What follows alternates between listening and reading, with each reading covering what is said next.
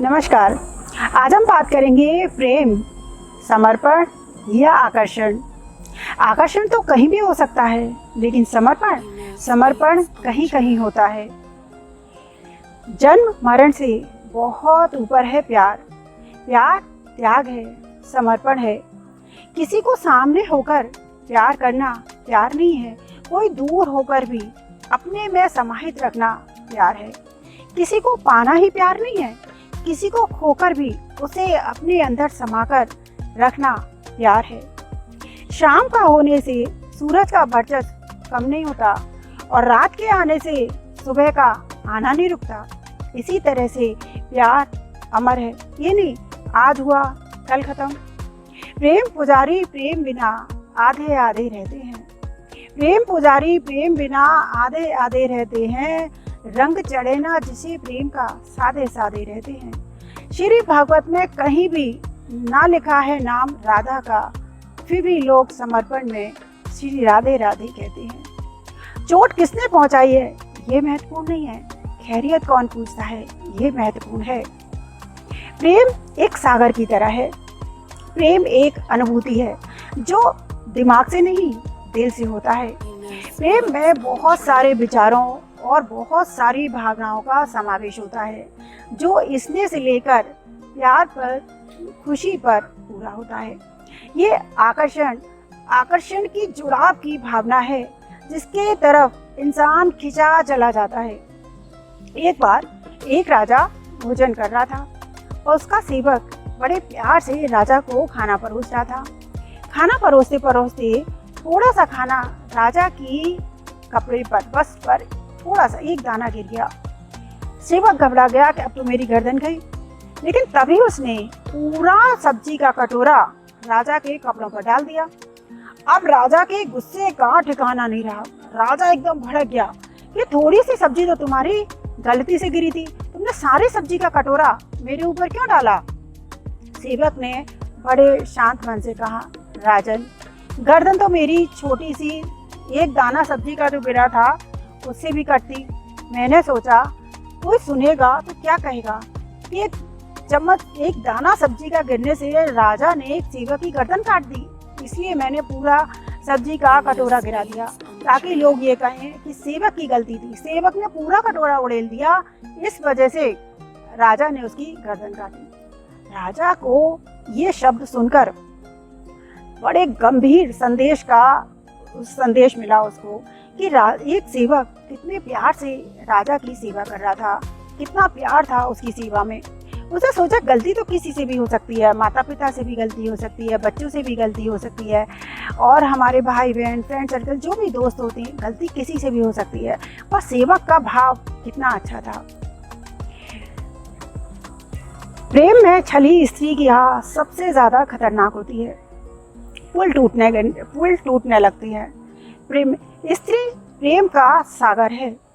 स्त्री प्रेम का सागर है। प्रेम स्त्री के लिए एक आकर्षण है।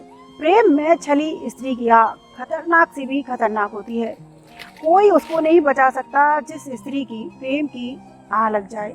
लेकिन पुरुष का प्रेम एक समुद्र की तरह होता है, बाहर लहरें की उछाल कर आता है, स्त्री को अपनी तरफ खींचने के लिए आता है।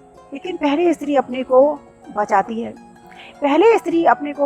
है, शर्माती है, झिझकती है, लेकिन फिर अपने आप को उसे पूरी तरह समर्पित कर देती है। प्रेम में स्त्री सब कुछ दे देती है, लेकिन स्त्री की कभी भी आह नहीं लेनी लग चाहिए। प्रेम में छली स्त्री की आह सबसे ज्यादा खतरनाक होती है। चोट किसने पहुंचाई है ये महत्वपूर्ण नहीं है, कौन कब कैसे बदल गया इस पर ध्यान मत दीजिए, वो तुम्हें जिंदगी में सिखाकर क्या गया ये सबसे ज्यादा महत्वपूर्ण होता है कि कोई व्यक्ति प्यार में तुम्हें क्या सिखा कर गया। प्यार के लिए एक छोटा सा बीज अपने आप को जमीन के अंदर दफन कर देता है, मिट जाता है जमीन के अंदर अंधकार में, और प्यार के लिए ही वो बीज बड़े वृक्ष का रूप लेता है। फिर वो वृक्ष में बहुत सारे फल फूल निकलते हैं, जिससे कई लोगों का वो पोषण करता है। बहुत सारे पत्ते, घना पेड़ होता है, जिसके नीचे बैठकर कई सारे लोग शांति का आनंद लेते हैं, ठंडक का आनंद लेते हैं, शीतलता पाते हैं। और वही पेड़ कई लोगों को ऑक्सीजन देता है। प्यार के लिए एक पेड़ दब जाता है और प्यार के लिए ही वो पेड़ ऊपर आता है, सिर्फ प्यार के लिए।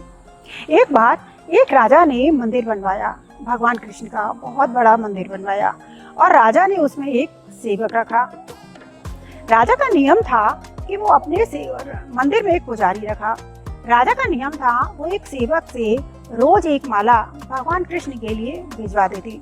भगवान कृष्ण के ऊपर वो माला चढ़ती थी। फिर राजा थोड़ी देर बाद जाता था, जब पूरा मंदिर की साफ सफाई हो जाती, भगवान को माला चढ़ जाती, तब राजा जाता, तब पुजारी उस माला को निकाल कर राजा को पहना देता। ये नियम कई महीनों तक चला। एक दिन राजा ने माला पहना भेज दी, पुजारी ने वो माला भगवान को पहना दी, लेकिन जब राजा के मंदिर जाने का वक्त आया तो राजा को कुछ काम आ गया और राजा नहीं गया। राजा ने सेवक से खबर भिजवाई कि आज मैं मंदिर नहीं जा पाऊंगा। ये खबर जब पुजारी पे पहुंची तो पुजारी को थोड़ा लालच आ गया। उसने सोचा कि मैं भगवान की माला रोज राजा को पहनाता हूँ, आज मुझे मौका मिला है तो इस माला को मैं पहन लेता हूँ। उसने भगवान के गले से माला निकाली और खुद पहन ली।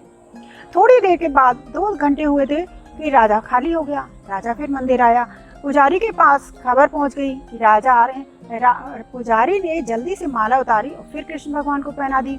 जब राजा आया तो वही माला उतार कर राजा को पहना दी। राजा को उसमें एक सफेद बाल दिखा। राजा समझ गया कि पुजारी ने गड़बड़ की है और इसने ये माला को पहना है और फिर से इसने भगवान को पहना दी है।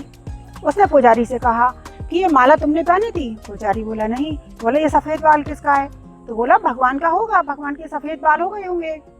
राजा को जल्दी थी, उस समय वो चला गया और कहकर गया, मैं सुबह आऊंगा, माला को उतारना मत, मैं खुद मुकुट उतार के हर चीज देखूंगा, क्या भगवान के बाल भी सफेद होते हैं?